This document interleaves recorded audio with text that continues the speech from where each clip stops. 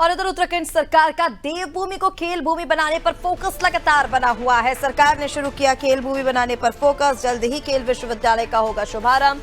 प्रदेश के कई शहरों में खेल अकादमी होगी स्थापित। मुख्यमंत्री पुष्कर सिंह धामी करेंगे शुभारंभ। खिलाड़ियों को प्रोत्साहित करने पर सरकार का फोकस लगातार बना हुआ है और ये उत्साह खिलाड़ियों में भी देखा गया है। उत्तराखंड के खिलाड़ी निकलकर इंटरनेशनल लेवल पर भी अपनी प्रतिभा दिखाते नजर आ रहे हैं और इसी को लेकर सरकार पूरी तरह से फोकस बनाए हुए है कि कैसे खेलों को प्रोत्साहित किया जाए, खिलाड़ियों को प्रोत्साहित किया जाए। और जल्द ही खेल विश्वविद्यालय का शुभारंभ उत्तराखंड में होने जा रहा है, जिसके लिए सरकार का फोकस लगातार बना हुआ है। सोनू हमारे साथ लगातार फोन लाइन पर बने हुए हैं, अपडेट ले लेते हैं। सोनू, देवभूमि को खेल भूमि बनाने पर सरकार का फोकस शुरुआत से ही है और अब जल्द ही खेल विश्वविद्यालय का शुभारंभ भी होने वाला है। प्रदेश के ऐसे कई शहर होंगे जहां पर खेल अकादमी स्थापित होंगे, क्या अपडेट है इसको लेकर?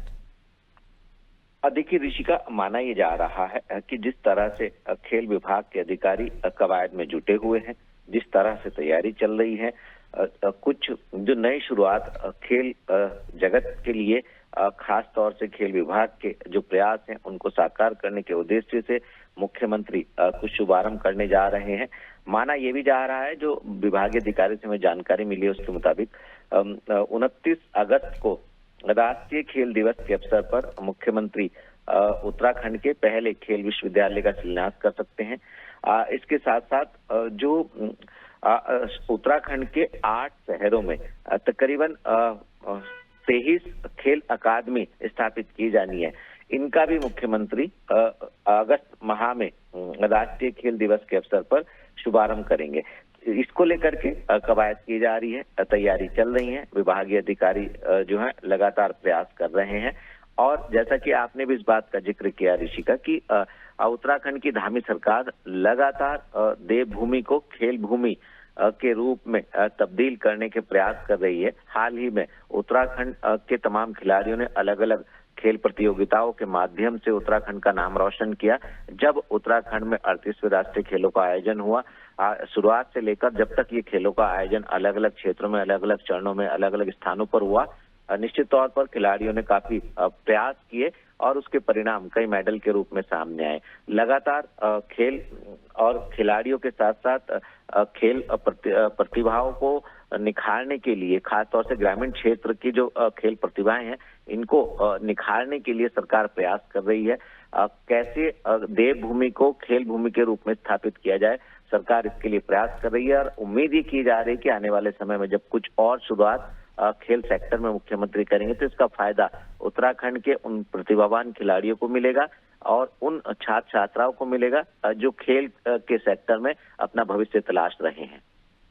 बिल्कुल सोनू, ठीक कहा आपने। और देवभूमि पर हमने देखा जिस तरह से 38वें राष्ट्रीय खेलों का सफल आयोजन धामी सरकार ने किया है, ये सबसे बड़ी सरकार की उपलब्धि रही है और ये कहना भी गलत नहीं होगा कि धामी सरकार के चौथे कार्यकाल में मुख्यमंत्री पुष्कर सिंह धामी के खेलों ने ऊंची छलांग लगाई है।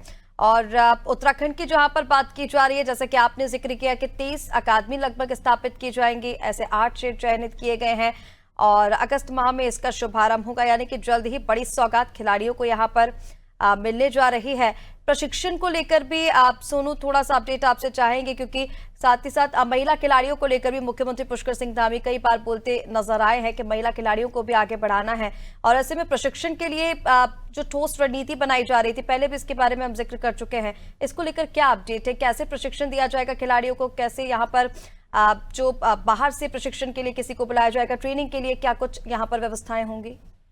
देखिए, कुछ समय पहले उत्तराखंड में जब 38वें राष्ट्रीय खेलों का आयोजन हुआ था तो उस वक्त जो बजटीय प्रावधान किए गए थे उसमें काफी बड़ी धनराशि थी और इस धनराशि से जो प्रशिक्षण के लिहाज से, जो अभ्यास के प्रैक्टिस के लिहाज से जो भी मशीनें, जो संसाधन खरीदे गए थे, उसमें प्लेग्राउंड के अलावा जो अन्य उपकरण खेल से संबंधित हैं उनको खास तौर पर उनका सदुपयोग किया जा सके, इस लिहाज से विभागीय स्तर से, शासन के स्तर से खिलाड़ियों को प्रशिक्षण के लिहाज से भी एक शेड्यूल तैयार किया गया है और समय समय पर उन जो उपकरण है उनका सदुपयोग हो सके और अभ्यास के लिहाज से कंटिन्यूटी बनी रहे और आने वाले समय में कहीं भी किसी भी राज्य में जब भी कोई खेल प्रतियोगिताएं आयोजित होंगी, राष्ट्रीय स्तर पर जो खेल प्रतियोगिताएं आयोजित होंगी, उसमें उत्तराखंड की खिलाड़ियों की भागीदारी सुनिश्चित हो सके, वहां पर मेडल ज्यादा से ज्यादा जीते जा सके।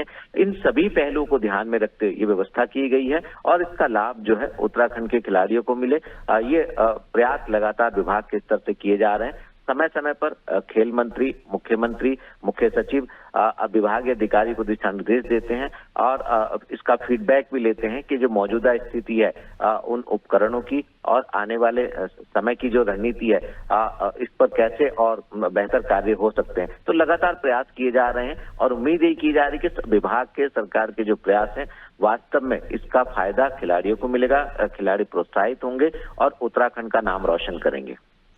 बिल्कुल सोनू, तमाम जानकारी के लिए बहुत शुक्रिया आपका। तो सरकार ने खेल भूमि पर फोकस अपना शुरू कर दिया है। देवभूमि को खेल भूमि बनाने की तैयारी में है सरकार और जल्द ही खेल विश्वविद्यालय का शुभारंभ उत्तराखंड की धरती पर होने जा रहा है। लगभग 23 अकादमी स्थापित की जाएंगी 8 शहरों में। 8 शहरों का चयन हो चुका है और जल्द ही इसका शुभारंभ मुख्यमंत्री पुष्कर सिंह धामी करने वाले हैं।